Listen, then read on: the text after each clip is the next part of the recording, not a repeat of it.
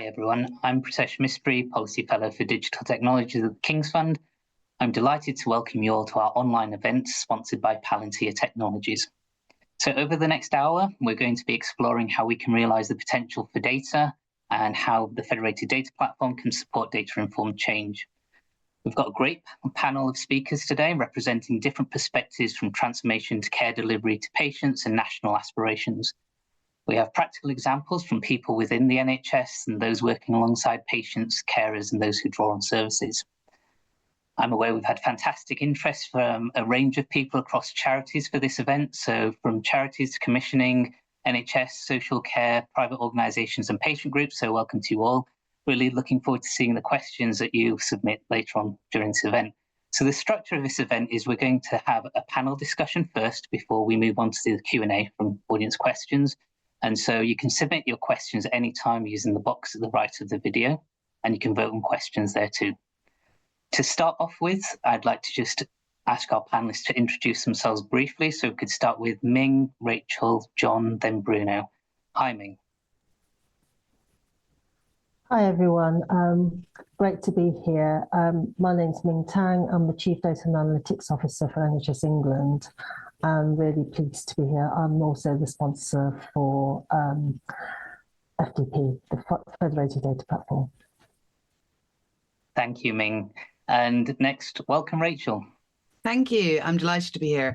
I'm Rachel. I'm the Chief Executive of the Patients Association. The Patients Association is one of the leading independent charities with a direct line to patients living with any health condition. So that gives us a unique insight into patient experience and a holistic view of the health and care system from their perspective. Delighted to be here today because we talk to thousands of patients every year, including through our national free phone helpline, and therefore believe that we are right to represent the patient's voice exactly as we hear it. Great. Thank you for joining us, Rachel. Next up, John. Hello. Thank you so much for the invite to be on this panel. My name's John Court. I'm a consultant in intensive care medicine and have been for 24 years, but I'm also the Chief Digital Officer for an acute secondary care organisation. And I think that the title of this about realising change is really important from my perspective, because I got into digital transformation by being a quality improvement person. So hopefully that can inform those that are on this meeting today. Thank you. Great to have you here, John. Thank you. And lastly, Bruno. Thank you, Pritesh. Bruno Botello. I'm a nurse by background. I'm currently the Director for Digital Operations and Innovation at Chelsea and Westminster Hospital and supporting the rollout of the Federated Data Platform across Northwest London. Thank you. Great. Thank you for joining us, Bruno, and to all of the panel. Amazing panel. Really excited to hear the discussion we're going to have today. So I suppose just to set a little bit of context, the NHS is becoming more and more digitalised. I think we often hear about how the data, unfortunately, sits in separate systems. It's siloed and often walled away. And that creates frustrations for both staff and for patients. So it's difficult for staff to use data for better informed decision-making, for service planning. And it's not a new challenge, it's been a challenge for decades. But what we're also seeing is the data, the quantity of data is increasing, the quality of that data is also increasing. And so the unrealized potential is also getting greater. So to address this and to help to provide tools for staff, the Federated Data Platform was procured towards the end of 2023. This is a software tool that gives staff a way to link digital systems to give a consistent way of linking the data that's already collected for patient care. So it aims to make it easier for staff to access the information they need in a safe and secure environment. So it's easier to coordinate, plan and deliver high quality care. To start off with, it'd be great to turn to you, Ming. It'd be if you could help us to explain what the near and long-term aspirations are of the FDP from a national perspective. Thanks, Pritesh. That's a really good question. As you set out, the NHS is an ecosystem. It's lots of independent organisations, and to transform services that we're in the midst of. Everyone's seen the Darzi report in terms of how do we improve. One of the things that we've we're looking at it with FDPs, how do we join up care across all the services that the NHS provides in a way that really is person-centric. So as we pivot the way that we join up care, we also need data and platforms to allow us to do that. And that's where FDP comes in. It helps to connect all the digital and data components across those different, wherever the data is generated, and then services it up to a platform which allows staff to be able to see it in context. So it brings together all the information so that activity can be organised around a person. And that means that frontline staff can have the information they need at their fingertips to whether that's coordinating care at a ward level or at an ICS level, whether they're really supporting discharge, working with social services to make sure the care packages are available, or managing just the prioritisation of the waiting list, making sure the clinicians have the information they need to prioritise the waiting list, or, in ICBs in the future to look at cohorting patients so that they can offer better services for diabetes or cardiovascular disease or musculoskeletal problems. So all those interventions, and the exciting part is that we can do this. In the short term, we're very much focused on operational improvements. We've got 85 trusts already signed up. We're hoping by the end of this calendar year that we will have all 42 ICBs signed up and using the platform. And although the initial use cases are very much around the trusts, improving productivity and operational improvement, making it easier for staff to join up information for care. In the medium term, we're really using this to really allow trusts and ICBs free up their innovation, so that in FDP we've created a concept called the Solution Exchange, which will allow people to drive local innovations that they need in order to make best use of the data locally. And then in the longer term, nationally, we're really starting to think about how do we create a digital twin of the NHS? How do we use that information that we're collecting through it in order to be able to forecast, model, and then really the idea is to support decision-making using scenario-based tools that will then help us plan and manage our services to optimise either better quality or better costs or both. So that's really exciting. And then everybody's talking about AI now, so we're doing some experimentation also with AI. There is a really good piece of work that Bruno's team are doing on a discharge record. We are already starting to look at digital twin for a frailty project. So all along the way, whether it's short, medium or long term, we're also testing what those use cases could be for the future. I'm going to leave it there, but it's really, think about it as a piece of a platform to help connect data but support decision making. Thank you, Ming. It's really helpful to think of the long-term aspirations and what we can do today as well in combination. Next, I'd like to turn to Rachel. I think it's really important to make sure that we don't take a tech approach, but first listen and act to what patients want and need as well. So it's great that you can join us today, Rachel. So perhaps if I could ask you to expand on what you hear from patients and people who draw on services and carers too, about what does the FDP mean for those people? How does it help them? Or how does it help the NHS and social care to meet their expectations? Brilliant. Thank you, Pritesh. I'm delighted to do that. So one of the principles, a few years ago, the Patient Association designed principles with patients and healthcare professionals, and there were principles around patient partnership. And one of the main principles that came out, they're all important, but the one for here is around joining services up around patients. So this refers to working with patients to identify their needs and responding to the patient in a way that makes things as easy as possible for them. And through that, we believe that data can be the powerful tool in joining services up, and when used well, can improve that patient experience. So yes, around the FDP, but we also did a lot of work around the NHS app. We did work with the department around the development of the Data Pact. And obviously, we've just done some work where we were commissioned to work with patients around the Foundry platform that underpins the FDP. And there were key themes that came out of all of those pieces of work and through what we hear on our national free phone helpline. So the first theme that came out was out of there was the privacy and confidentiality of data. And the importance of the fact that it's very sensitive information.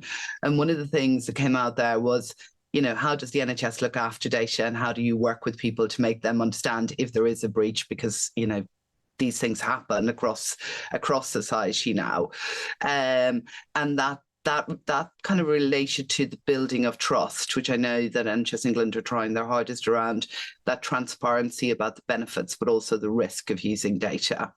There was a lot about that honesty and a flow of information to and from the patient, and ensuring the system worked as described would be at the heart of the relationship between patients, their data, and the health and care system. And patients, understanding that data can be quite complex, wanted to see investments from the NHS in ensuring that the use of data is communicated clearly and that the NHS sticks within those commitments on how data will be used. We hear regularly from patients around the quality of data, and we hear this through our helpline, but patients raise concerns about the actual quality of data used in their care, because poor quality of data means potential benefits can be lost, and it can fall on patients often to fill in the gaps. Patients saw the huge potential for data sharing to join primary and secondary care as well. So despite those kind of concerns raised by patients, patients realised that data is the way to better join up services around them. Patients shared experiences where they had to carry notes from appointment to appointment, or had to constantly repeat themselves when discussing their conditions. We know that access is a big issue, and we know that that's something the FDP is going to be working towards improving, in that the knowledge internally within the system will be so much better. We also, you know, this last week and over the last few months, saw commitments from the government to revolutionise the use of technology in the NHS and the development of a single health record. So there are key themes coming out from patients and around improving digital services. And the piece that came out, there's a few recommendations that I think are quite clear to all the work around the FTP and other data within the NHS, was the implementation of those integrated health records. You know, the Foundry platform, as part of the NHS Federated platform, will hopefully bring together that operational data in a really good way from separate systems, and patients welcomed that. The development of easy, user-friendly guides in plain, accessible English, bearing in mind that we cannot leave people behind on this journey towards digital. And I think in the resource pack, you'll see an animation that we worked on around the Foundry platform, where we were commissioned by Palantir to do that piece of work. And I think that's quite important. I think the interoperability of systems, and I know, Ming, you've spoken about this before, is really, really important. The care coordination, that joining up services around patients, I think the Federated Data Platform is one step towards that, but there's many more things that we can be doing that patients ask for. I think the important thing for us, kind of the development of FTP and the development of other data sources in the NHS app, is around platforms that allow patients to record their preferences and priorities, ensuring information is available to all healthcare providers in their care. So I think my last few points would be to make the improvements that we know are needed, and to continue this really good development of data within the NHS is firstly to involve patients. You know, we cannot continually design things without involving patients in the design and delivery. And I think the work on the Data Pact and the work that we're doing with NHS England around the Federated Data Platform and feeding in information is really, really beneficial to that. Make sure that we have this jargon-free information. Sometimes I come on these calls and I go on other calls, and Ming will see me putting in the chat, which is, what does that mean? So, you know, making sure we speak in an accessible way, and sitting on the department's data strategy steering group as well, I'm regularly kind of having to put my hand up and say, we are not data experts. Everyone around the table may not be able to understand. So we just need to be really clear. We have to start really acting on patients' feedback across all parts of data within the system and how it's working for them and their experiences. And I think for me, my final kind of point that you need to think about really well is that digital divide and making sure that we don't leave people behind us. But I think by focusing on this and learning from initiatives like the Data Pact work, like the Foundry platform, like the FDP, the development of the NHS app, we can create those digital services that are truly responsive to patient needs, making the healthcare journey easier to navigate and much more patient-centred. So I think the goal is to support what patients have always wanted, care that is coordinated, personalised and respectful of their preferences and needs. Amazing. Thank you, Rachel. Next, if we could turn to John and then maybe hear from Bruno. Before we do, if I could just remind the audience to submit your questions at the box at the top right. We're seeing some questions come through already, so you can vote on questions that others have submitted as well as submit your own questions. So if I could turn to you, John, it'd be great to hear a bit more about your experience about how the FDP is making a difference to care coordination and what its role is as part of the wider transformational journey of your organisation. Yeah, that's great. Thanks ever so much, Pritesh. So what I'd really like to do just over the course of just 5 minutes or so is just to take us all through a bit of a journey, really, and highlight why this one's been different, because it has. So this is an acute district general hospital, and it has 20 operating theatres and does approximately 20,000 procedures a year. So these are all quite standard figures if you're not familiar with the acute secondary care sector of the NHS.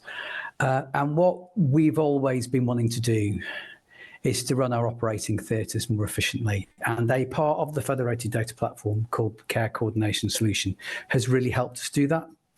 And when you would assess some form of new digital platform, you obviously have to assess it in the round. It has to be something that you take on a journey. So unlike thinking of old, where digital platforms were purchased and deployed and then staff were instructed to use it, they were trained and instructed to use, that really 70% of digital change is cultural. It's from the end users, not too dissimilar to Rachel's discussion about patients, really.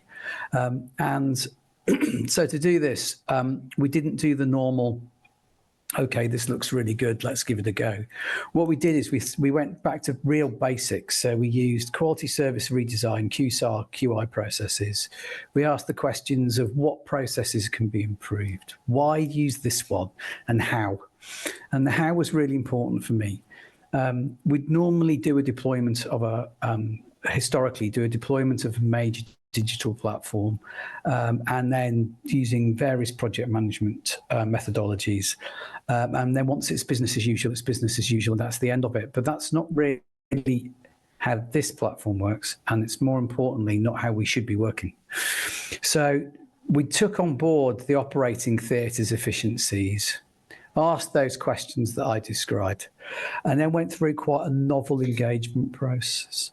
So this process involved, as you'd expect, demonstrating the platform and its benefits. It pulls everything into one place, similar to how Ming described at the beginning. So I've got my rostering, I've got my equipment, I've got my specialist staff, I've got my critical care capability, all seen in one dashboard, which sounds common sense, but it's non-existed in this way before. So that's what it is. And then how we ignited the fire was we invited people to demonstrations, so the senior leadership or the anaesthetic staff or the operating teams, etc.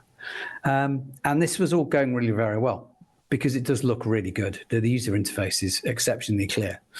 And then we got the obvious challenge from our general manager of our surgical division, going, well, this is all well and good having a demonstration site, and I can see already that you've shown me that there's failings in that list there, and there's an inadequacy of staff at that point in time there, and but what about what's really in it for us?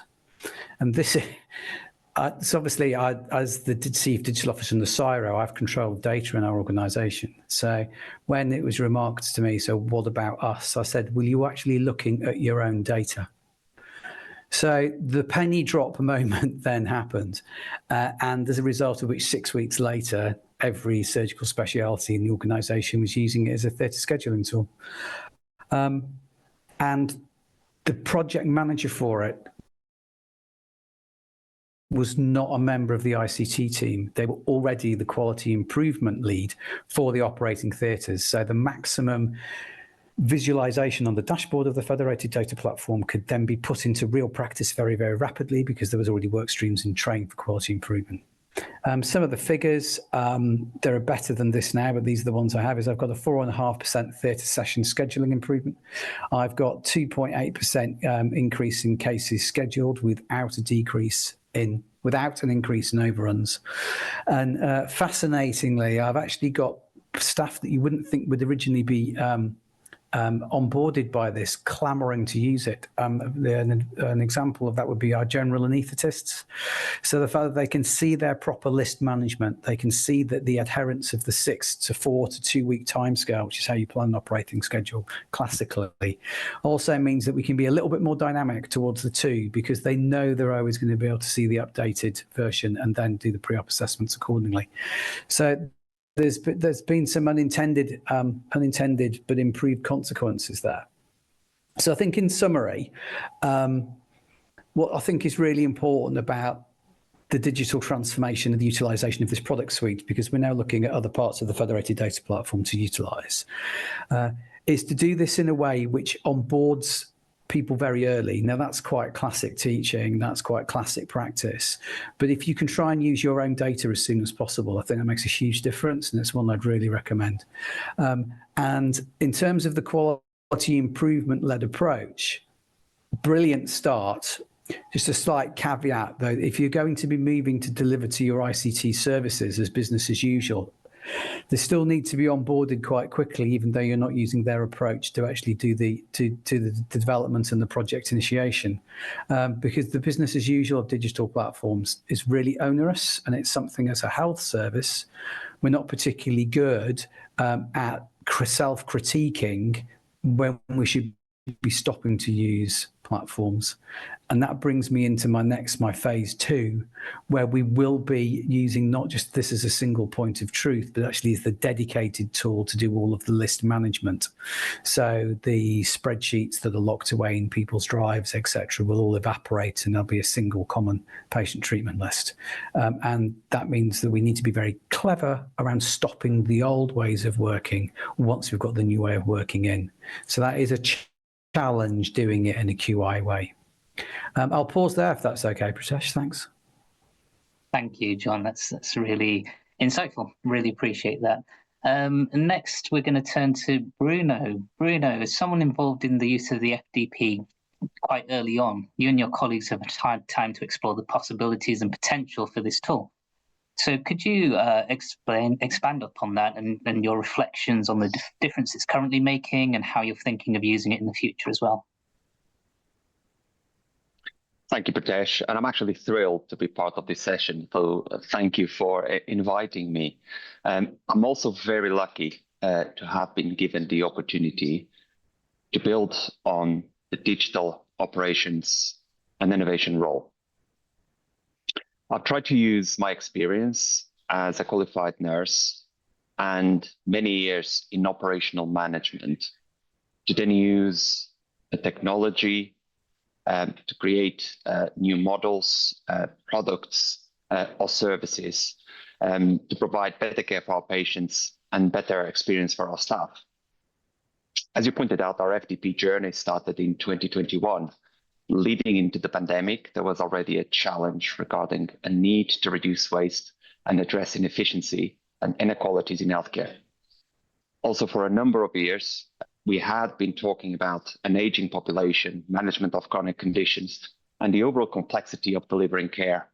In parallel, we have been describing the IT infrastructure in healthcare as needing to improve and support a modern, agile, and adaptable care delivery model.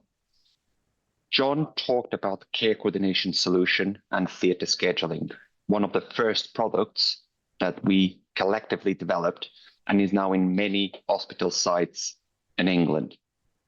I wanted to share a couple of other products that have followed the very same methodology as John described, and pretty much form part of how we go about the FDP product suite.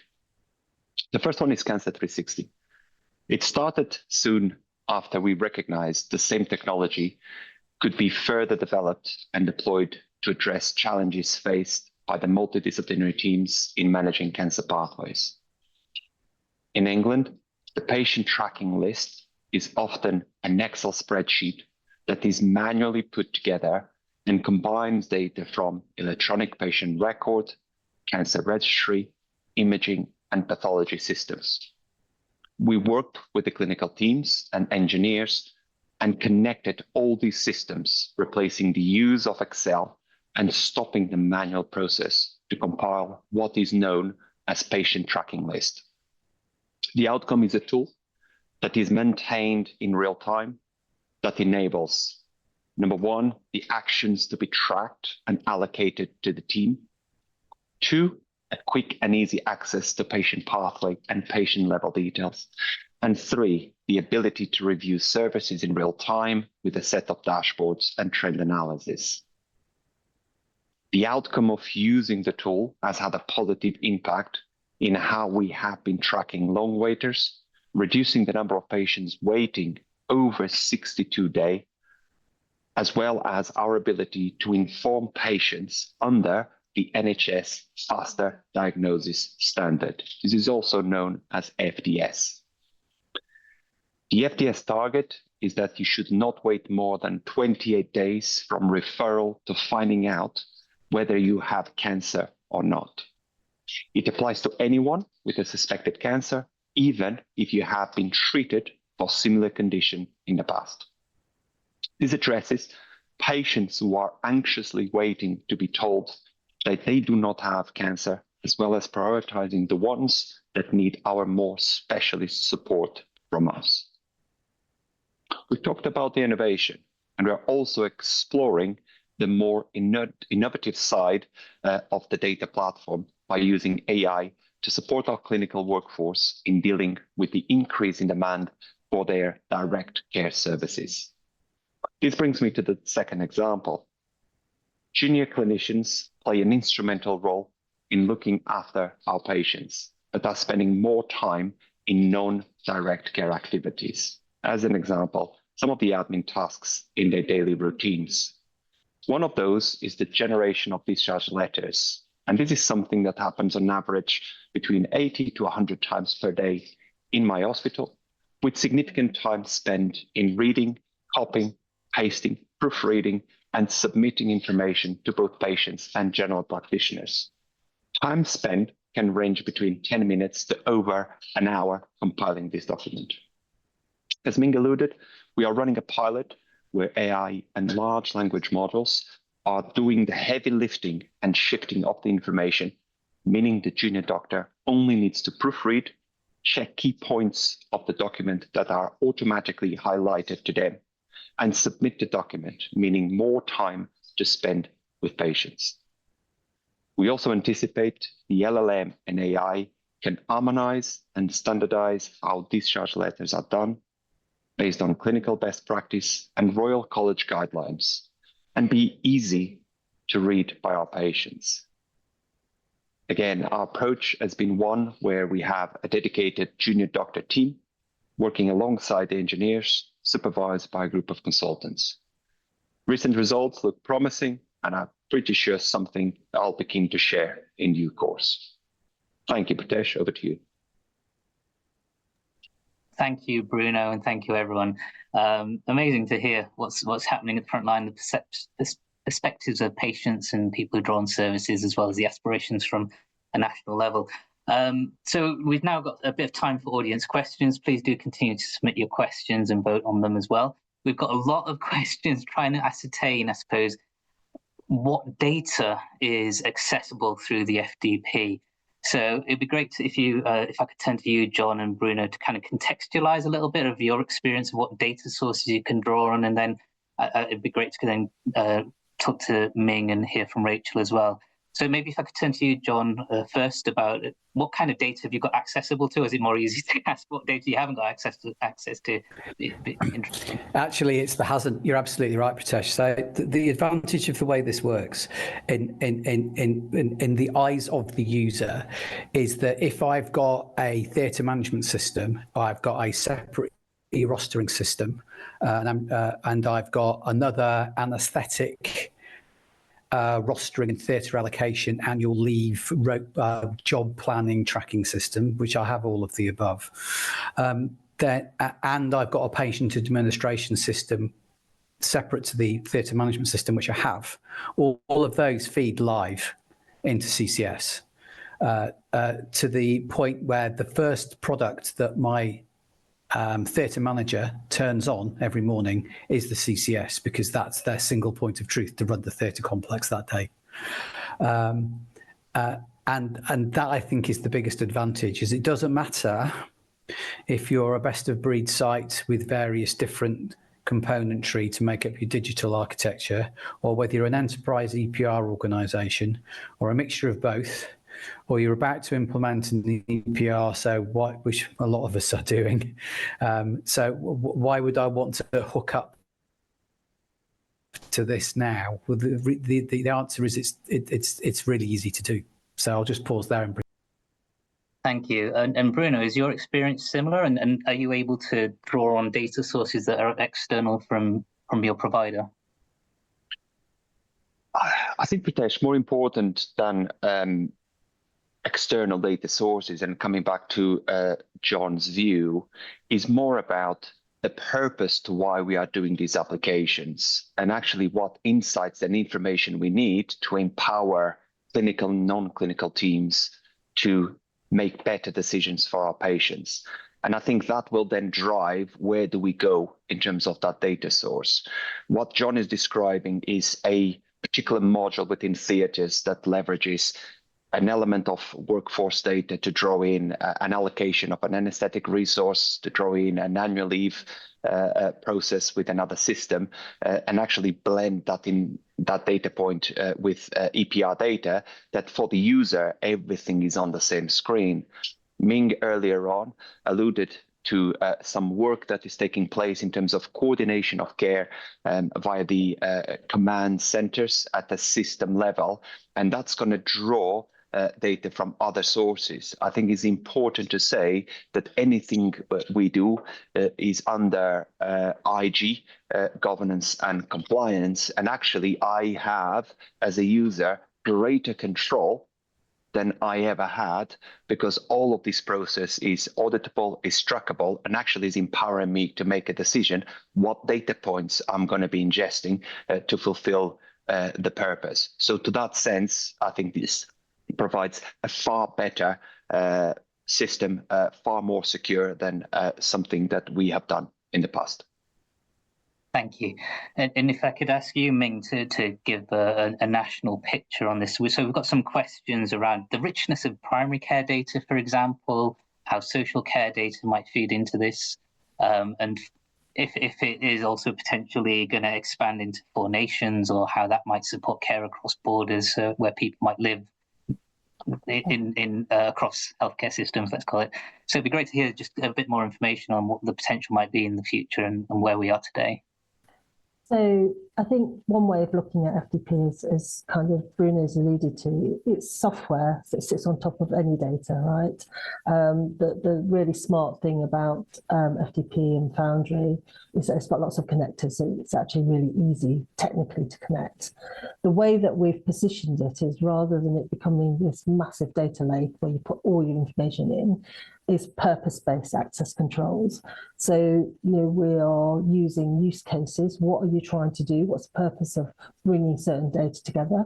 Because you don't want to make it so crowded that, because what we're really trying to do is support decision-making. So what information do you need at that point of use to make a difference, to take an action or to make a decision? So the questions around is primary care data coming in, only the bits of primary care data that you need to make a decision for that purpose. So if you're trying to coordinate care, or you're trying to identify patients that are suitable for a cohort at population health level, at an ICB level, then you bring in the data that you need. We won't just be flooding it with data for the sake of it.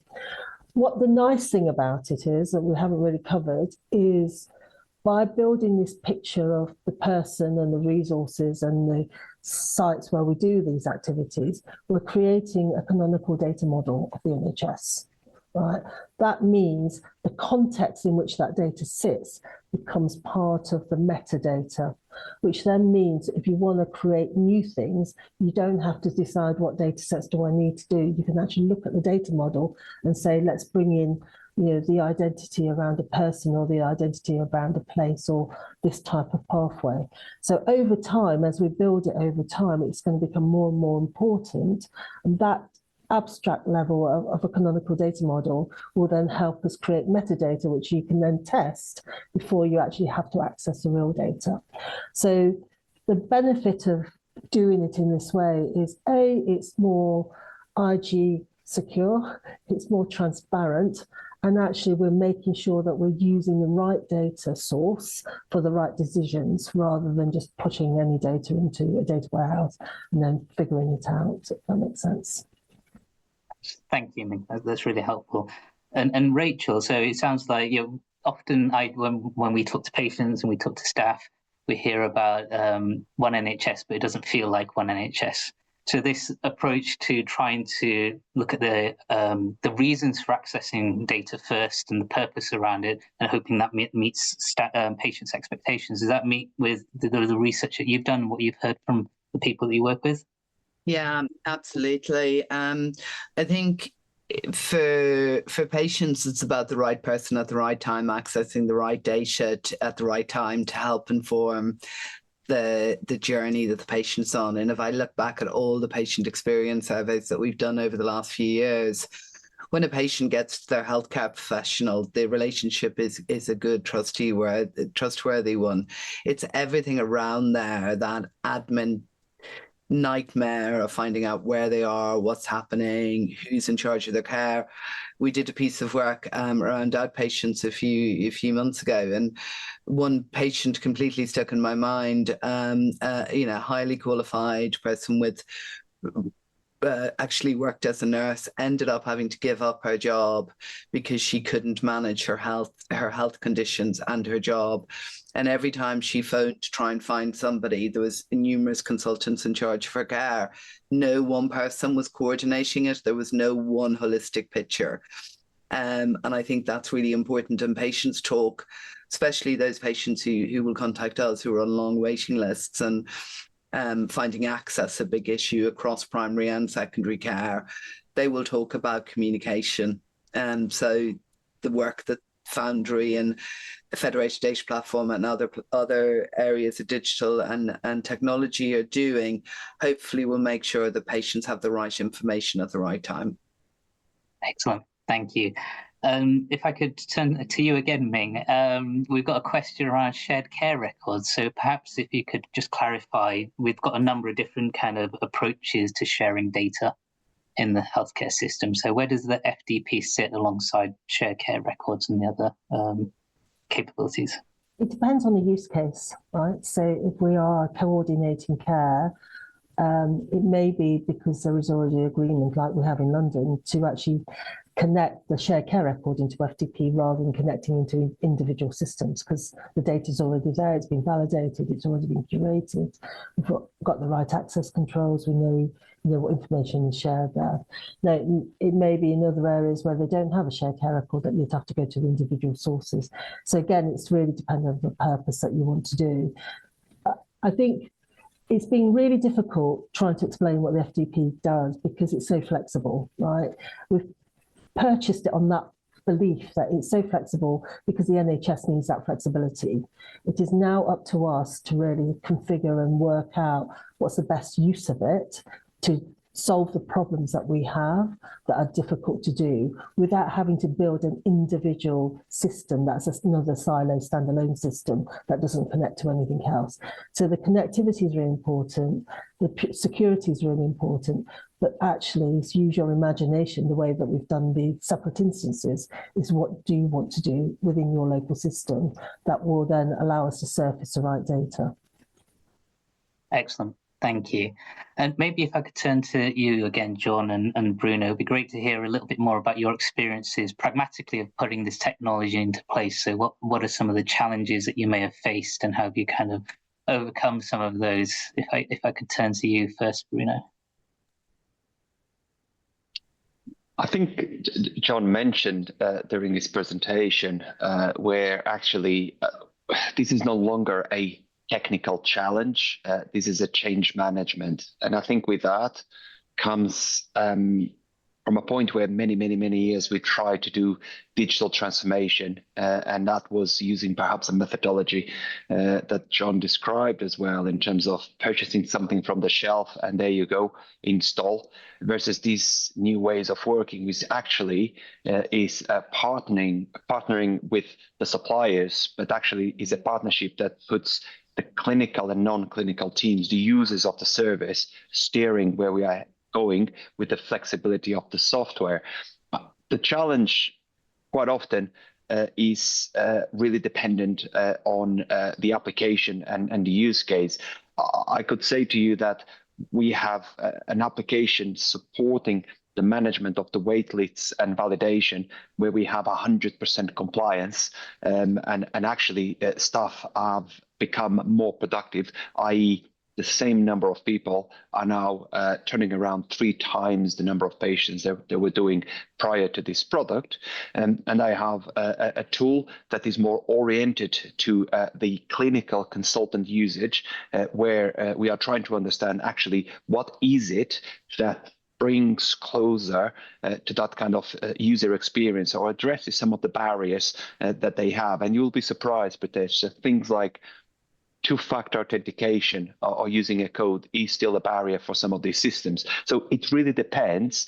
But the point here is a newer technology, is a new way of working.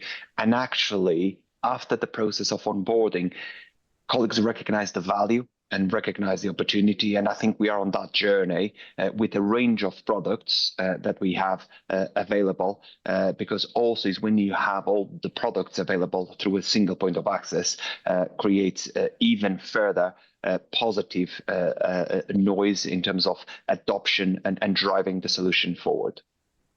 Thank you. Excellent. John, anything else you'd like to add to that?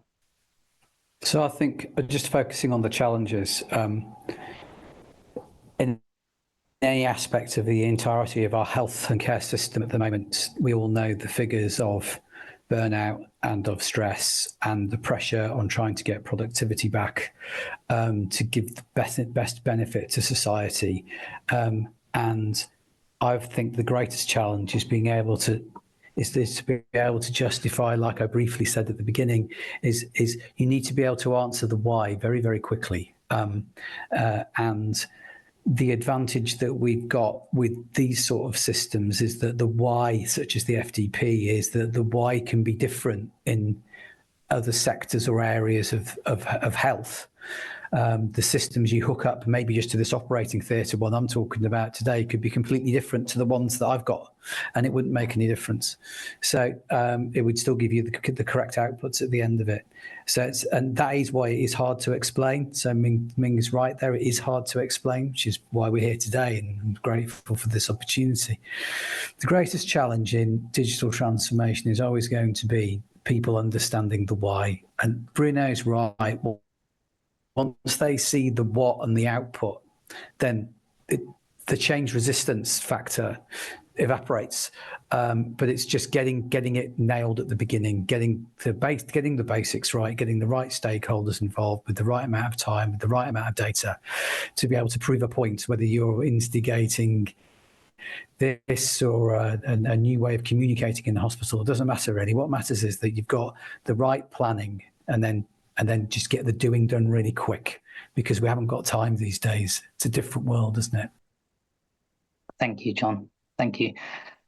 We've had a couple of questions around being able to see the data that's being collated and being able to feedback on any errors that might be in the data.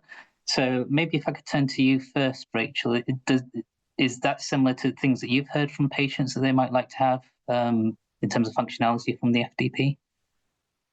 I haven't heard it indirectly around functionality around the FTP, but we do hear it regularly through our helpline about being able to access your health information and your health records, and having ownership of your health records is a really important thing for the patients that we speak to. So I think probably following that forward, they would like to know that they're able to correct errors, and we often get calls around, and especially around patients and patients and carers who are patients as well. Being able to see access to all the records together is really, really important for people.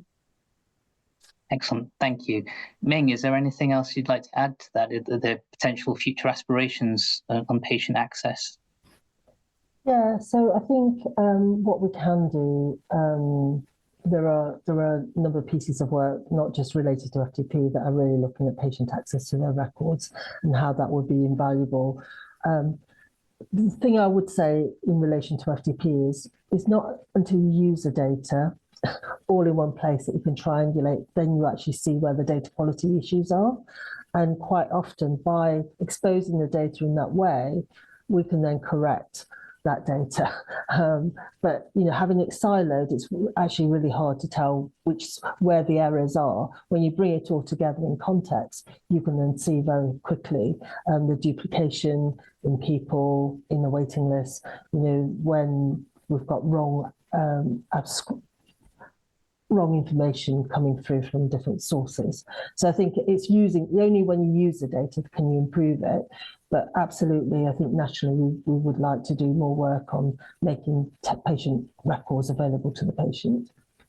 Great, thank you, Ming. And while I've got you, if I could just ask you, we've got a question around NIHR and research usage of the FDP platform. Could you expand upon the potential or the use of that? It wasn't what we bought it for, if I'm honest. We purchased it for operational uses. There are a number of sites around, some number of regions, if you like, who are looking at using the FDP as a component of their SDE, their secure data environment. The technology supports that. We are just having those discussions now to see what we would need to do. I think there's a separate instance that we would need to purchase for that purpose, because we don't want to mix the clinical operational uses with the research use. So it's really, there will be some separation, but the underlying data model should be able to surface and be used in either thing, so long as you've got the IG secure controls and the controls around access. So it's not really a technology question, it's more from a governance standpoint, from a NHS use, and how do we make sure that we make best use of that and explain that to the public. Excellent, thank you so much. Rachel, so we've got a question around building confidence in data sharing with public and patients and having an approach to continuous conversations. Could you, I suppose, expand on ideally what you'd like to see in how we engage with patients and the public and how we have those kind of conversations on an ongoing basis? Yeah, absolutely. It's a really good question, because I think it's a question across the health and care system that we could be doing so much better. So when we launched our strategy 3 coming up to 4 years ago, we spoke with a number of patients, and we do a lot of focus groups and a lot of surveys. And really, what we have to do is start with patients. And you start with patients, and you start with really bringing them in the design and delivery of any service, which, and that talks to manufacturers and service delivery and innovation and everything across the head. But we've got to start working in partnership with those patients. That's the only way that we're going to start building transparency and trust. And it's got to be an ongoing conversation, and treating patients with the knowledge and skills that they have is really important for me. Thank you. Next question, back to you, Bruno and John. we've had a question about the real-time operational impact on hospitals. So it'd be great to hear, you shared a few stats, but it'd be great to hear a little bit more if you can contextualize some of the impacts that you've seen for yourselves in terms of provider, for staff, and for the patients as well. So by performing the schedule, using this as the single point of truth for scheduling, which was the phase 1 data, I have improved the percentage of cases scheduled, and I have improved the amount of people having an operation every week. What we've also been able to do, which is work that we're just circling around at the moment, is we're looking at where the low-hanging fruit in an operating theatre complex nearly always, as long as you start on time, nearly always relies on the high turnover lists. So your unit of surgical time is more meaningful. So if you're only going to do 2 operating cases per list and you free up 35 minutes because there's never any delays in the turnover of the patient and the patient going to, you're not going to get another unit of surgical time on that list if that is the operations that you are doing. But the smaller turnover lists where the operations don't last very long is where you can dramatically improve productivity. And to be able to do that, you need to be able to schedule appropriately. And to be able to schedule appropriately, you need to know how long you're actually taking to operate. And then this is where the QI bit comes in, because the QI bit can then interrogate that data. You can use the Federated Data Platform for this, and you can ascertain which point in this process are my constraints. So if you then spin round and start to use the theory of constraints, you can be in a situation where you can actually drill into what each particular list's failings are. And an advantage would be my last month's data is that I'm now running from 4.7 ENT cases, ear, nose and throat cases on 2 of our consultants' lists. We're now doing 5.7 and I think 6.2 respectively. And it is because we've managed to find out where the constraints are in the system. So it's not just what does the Federated Data Platform do? It's what it gives you sight of to then explore and then be able to improve. The platform doesn't give me a printout to tell me to do that, but it gives me the opportunity for my subject matter experts to look at the reality of the situation in front of them. Thank you. Thank you. Pritesh. Yes, Bruno. Yeah, it's very quickly because we jump onto those benefits. I'll go one step back, which is you won't be able to see these, but I'm actually looking into my FDP for Chelsea. And now in one place, I can see what's happening with my cancer patients. If I click on another tile, it's about understanding what's happening with the patients moving from ED into an hospital bed. I can also see the patients that are moving from an hospital bed into the community. I can see the patients that are being treated in the Center of Excellence for Orthopedic Care. And I can see what's happening in terms of outpatients with integration with text message campaigns, where not only we are addressing that kind of digital innovation through text PDF letters, but also when these doesn't work, we can automatically post letters to the patient's address through connections to hybrid mail.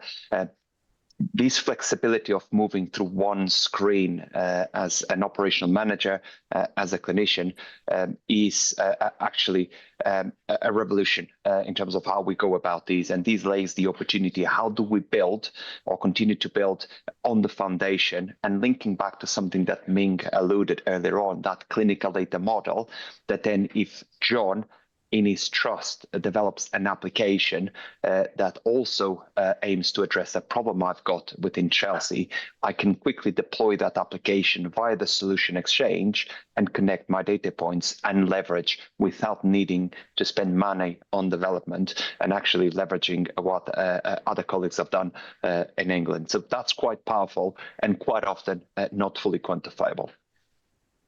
Excellent. Thank you, Bruno. Thank you, John. We've got a question about prevention. So it'd be great to hear from the panel if you've got any thoughts around the potential for the FDP to support some of the government priorities and agenda around shifting more towards a prevention and a preventative healthcare system. Is there anyone who'd like to come in on that question, Ming? Yeah. I think it's really powerful, actually, because for three reasons. First of all, once you've got that data model, you can then work across systems. So you can actually target, we can add in the insights in terms of the demographics, or whether we're looking, for instance, at the moment on the proof of concept on bringing forward people that have missed out on their vaccinations or their screening tests. How do we identify them? How do we have that data available for local systems and to do a catch-up kind of event? So that's one side of prevention in terms of screening and vaccination. The other side is using that data then helps you look at patients with long-term conditions and what can be done. We're looking at frailty to keep patients out of hospital in winter, but most importantly, by linking the interventions through FDP in managing that intervention into the NHS app, we can then do the nudging. We can actually help patients look after themselves in prevention. It also gives you the opportunity later, we're doing some work with virtual wards to link up wearables and technology at home. So there is it really allows you to think about the digital landscape in a very different way for prevention. And it's really coming up with those ideas and those use cases and then setting out what data do we need to connect that we're looking at. But I think, again, it'd be great to get Rachel's perspective on this, working with patients to see how they can be maintained and kept well at home so they don't have to come into hospital for emergencies is kind of a big piece of work that we will be doing with the 10-year plan and also with the kind of neighbourhood teams. Amazing, thank you. Maybe putting you a bit on the spot here, Rachel, but is there anything else you'd like to add to that? Thanks for that, Ming. Yeah, I think Ming's example around the vaccinations, and I think it was King's Fund who talked about the Foundry platform being kind of one of those points of truth around where vaccination was working and where it wasn't working. I think that whole thing about how do we access our medical records as patients to ensure and to make sure that the right information is held about us as well, because that's what it's got to be. We've got to look at how we can discharge. Patients want to know how they can be discharged to good care if that's what they need, post-hospital treatment, and I think that's something that can happen quite well through these platforms. But the other thing that we need to do is think about how these platforms are interacting with the NHS app to allow us to have that control and to have that power to look after our own lives a bit more where we want to. Excellent, thank you. And we've got a question that refers to something you mentioned earlier, Rachel, about data breaches. I was wondering if you could just give a bit more context about what you heard around people's concerns around data breaches, and then maybe if I can come to you, Ming, to understand what's being done to secure people's data and privacy. I think that the big thing about the data breaches, the message that came out very strongly with the Data Pact was, I got texts from friends earlier this morning to show me a new way of how financial data was being breached. And, last night Panorama was carrying this, and on a different story, not health, but another story about financial breaches. And these things are happening in this world. And what patients really wanted, patients said, yeah, we know that. But we want you to be honest and transparent, that the right safeguards in place, that you are constantly watching those safeguards, but that if it does happen, you're honest and transparent with us about what has happened, which part of our data has been breached, and what you're doing to rectify it. And that, again, is back to that partnershiping at the very beginning. And myself and Ming have spoken about this in the past. It's about, let's not do that. Data is always going to be perfect and it's going to be absolutely safe all the time. We know that that's not the situation we're living in this world. So let's be honest about it, transparent if it goes wrong, and work with patients to ensure that they know what has happened. Thank you. Honesty and transparency coming through there very strongly. We're running out of time, but Ming, if there's anything else you'd like to add to that? No, I don't think so. I think honesty and transparency is critical. Amazing. Thank you. So unfortunately, we are coming to the end of this event. So firstly, I'd like to thank our panelists. Absolutely fantastic to hear from you all. Thank you so much for joining us, and thank you to the audience as well, especially for your questions And thank you to Palantir for supporting this event. So this event will be available to watch on demand, so please do share. We do value everyone's feedback to continue to improve our events, and we'll be sending an email out with a link to a survey to provide your feedback, or you can use the link at the top left on the menu. We hope to see you again soon at future events, so thank you so much and goodbye.